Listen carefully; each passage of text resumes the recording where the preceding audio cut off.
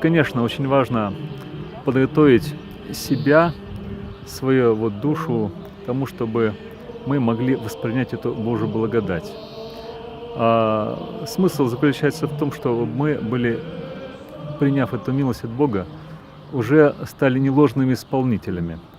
Ведь, посещая эти места, святыни, человек укрепляется духом, возможно, и телом, и уже, если умолит Бога, то получает, опять же, горение к делу заповеди Божией. И если и человек до паломничества немощный был, ему казались какие-то проблемы жизненные или же какие-то скорби, то видит, что это уже ничего. Конечно, разные люди бывают.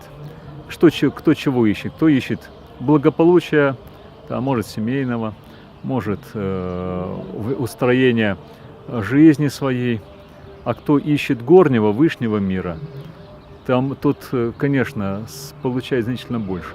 Человек правильно внутри расставит себе акценты, что он ищет, то тогда и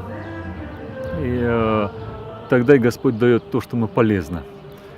Так вот, если человек проводит именно полночь в тишине, внутренней молитве, в покаянии, то и он становится более тем сосудом, который способен принять эту благодать Божию. Все зависит, конечно, от нашего этого волепроизволения и этих тонких акцентов нашего настроения, чего мы хотим.